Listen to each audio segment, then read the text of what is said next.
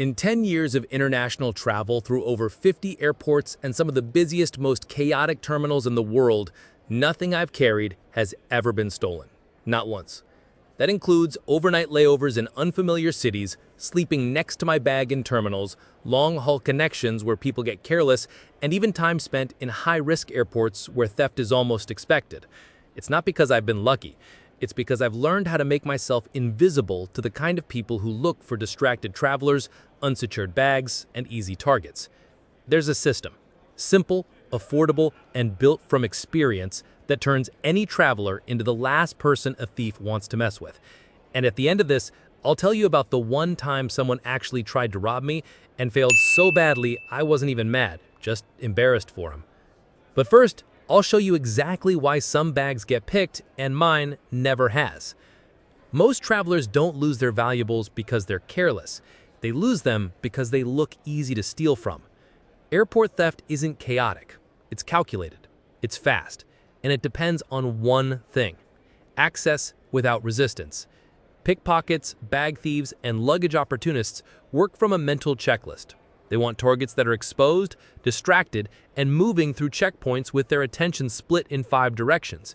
If your bag looks like it won't slow them down, you've just made the list. There's a simple system to make sure you don't. It's called the 3 Ds: deterrence, delay, and detection.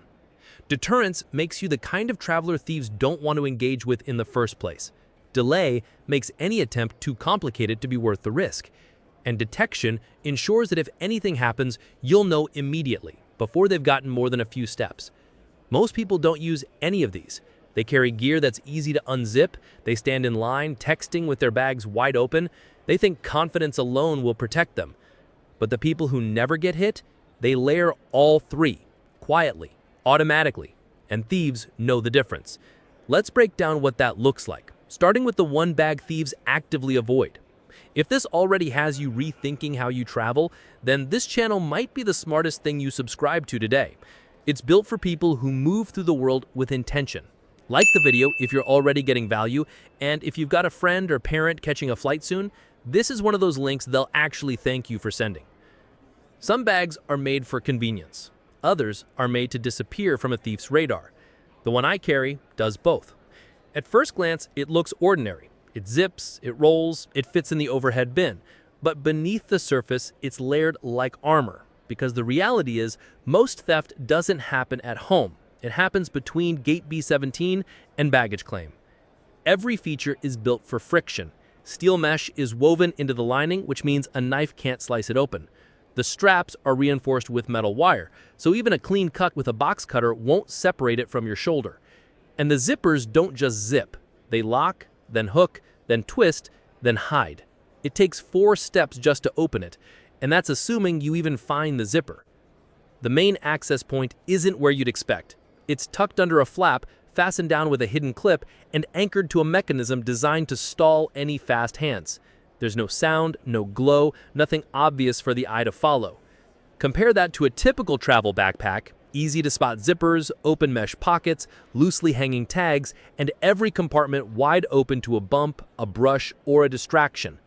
The bag I use doesn't look loud. It doesn't look expensive. It just doesn't invite attention. And in airports, that's exactly what you want. Because theft isn't personal. It's a calculation.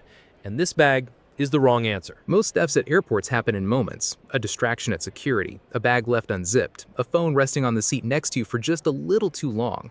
These aren't searching, they're scanning. Wallets, phones, passports, things they know how to grab fast, hide fast, and sell fast, which is why nothing valuable ever goes where they expect it. Inside my carry-on is a deodorant stick that's been half used for years. Inside that, a sealed bag with $500 in cash, a USB backup of my ID documents, and an AirTag. Not once has a thief reached for it. Then there's the book that's never been read, because it's not a book. It's hollowed out, heavy, and holds my backup phone when I travel alone. Some travelers use hanger safes, actual hangers with zippered linings that disappear inside a hotel closet. Others have tailors sew hidden pockets into waistbands or hoodie seams. That $5 fix has protected more passports than any money belt ever sold. These don't flip through toiletries, they don't scan jacket linings, they go where the odds are good. And when your valuables look like trash or vanish into fabric, you've already won. It doesn't take a high-tech bag to stay protected. Sometimes it takes $3 and a little awareness. A carabiner with a screw lock, clip it around your bag handle, loop it through a chair leg, and just like that, no one's grabbing it and walking off while you're waiting for boarding. Zipper clips, barely the size of a paper clip, can link two zippers together and keep anyone from quietly slipping a hand inside when you're not looking. Retractable wire locks do the same thing, but with reach. Secure your luggage to a fixed object in seconds and keep it locked even if you're 10 feet away in line. Most people will spend $5 on a coffee while their $1,000 laptop rests unsecured at their feet, one latte, or one tool that keeps your gear from disappearing. Security doesn't always cost more. Sometimes it just takes thinking ahead. If travel security is the kind of thing you'd rather master than learn the hard way, subscribing now might save you later. Smart gear, smarter habits, no scare tactics, just what actually works. Even with the best gear, most theft happens because of one thing: how we carry ourselves. At airport cafes and boarding gates, people set their bags down like they're invisible. A backpack under the seat, half-zipped, a phone resting on a tray table while they scroll through another screen. Valuables stuffed into exterior pockets like nothing's at stake. That's what thieves notice, not what you're carrying, how lightly you're carrying it. If your bag's behind you and loose, it's vulnerable. If your phone's hanging out of your back pocket, it's already gone in their mind. But if your backpack sits on your lap or tucked between your feet, it's a different signal. If your bag's on your front in a crowded space with zippers facing inward, you're not invisible, you're inconvenient. Thieves don't need permission, they need opportunity. And how you sit, how you move, how you pack, these things decide whether they try. Some travelers carry their valuables in a jacket without realizing they're wearing one of the most underrated security systems in the airport. But the right jacket isn't just about staying warm, it's about disappearing from the target list. With over 20 zippered pockets, many of them internal, a travel jacket like this becomes a portable vault. Phone, passport, boarding pass, backup card, emergency cash, all separated, all secured, all zipped behind layers that a pickpocket would need a map to even attempt. And when it's time for TSA, the process gets faster, not harder. No need to scatter items into trays. Just slip off the jacket, drop it in the bin, and everything you care about stays together, untouched, unnoticed. It's not fashion, it's not paranoia. It's just a smarter way to move through spaces designed to separate people from their belongings. Most people carry everything in one wallet. That's one move, one loss. The decoy wallet changes that. Keep a small bill inside, maybe $5. Add an expired ID, an old credit card, something real enough to pass in a rush. If anything happens, that's the one you give. No hesitation. Or you go simpler. Carry only what you need that day. One card, some local currency, and no more. Leave the rest secured, hidden, separate, because if it's not on you, it can't be taken. For night travel or riskier areas, a backup phone can be the quiet difference between losing your digital life and just losing a cheap screen. Load only what you need: maps, boarding passes, a translator, and you leave your main phone locked up. You still move smart, you just take less risk with you. It's not about fear, it's about layers. Each one makes you less appealing to the kind of person who bets on carelessness. And if hiding in plain sight works, hiding where no one wants to look works even better. A clean diaper that's never been used, but looks the part, perfect for beach days or hotel drawers. Thieves see it, skip it, move on. A hollow water bottle tucked into your side pouch. Looks cheap, feels real, but the base unscrews to hold cash or cards. Some travelers even sew in secret pockets along the waistband of their boxers or the bottom seam of a sock. $5 and a tailor's help is all it takes. You don't have to outsmart everyone, just the person looking to get in and get out fast. And that means placing what matters where they won't check or where they wouldn't want to. Some moments stay with you, not because they were terrifying, but because they were oddly ridiculous. It was late at night in Colombia, empty street, phone hidden, wallet buried. A man approached, speaking fast in Spanish. Close. Too close. The traveler didn't catch most of it. His Spanish was basic, but he heard one word, banda, which means band or gang. So he smiled and said, "No thank you."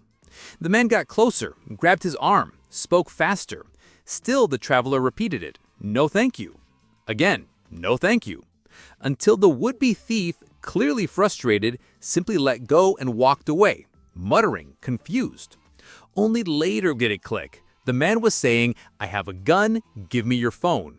But by acting too clueless to rob, too polite to threaten, and too calm to escalate, it unraveled the plan. No panic, no fight, just a failed attempt, and a very embarrassed criminal. Awareness, confidence, a little confusion. Sometimes that's the safest shield of all. But the airport isn't the end of the risk. Often it's just a handoff. At the hotel, the locks are thin, the hallway's quiet, and a peephole can work both ways. Thieves use reverse peephole tools to see inside your room. if you're gone, if you're alone, if it's worth breaking in. A piece of tape ends that instantly. Cover the peephole, forget it's there. A mini security camera, visible or hidden, adds another layer. Place it near the door. Record to SD or connect it to Wi-Fi if the hotel network holds. Or use that old phone again. Load the Alfred app, turn it into a quiet, motion-triggered cam, and let it run. You're sleeping, your gear isn't. This isn't about being paranoid, it's about being ready. Most airport thefts don't happen because someone planned to rob you. They happen because you made it easy, because you were rushing, distracted, trusting systems that were never built to protect your gear. But every layer you add, your bag, your behavior, your backups, moves you further off the list. Make your pockets harder to reach. Make your belongings take longer to grab. Make your patterns unpredictable. That's how you disappear from a thief's radar before they even make a move. If this gave you something you hadn't thought about before, something you're going to start using, tap the like button. It helps more travelers see it. And if you want to stay ahead of the people who make a living off airport chaos, subscribe. This channel is built for people who don't want to learn safety lessons the hard way.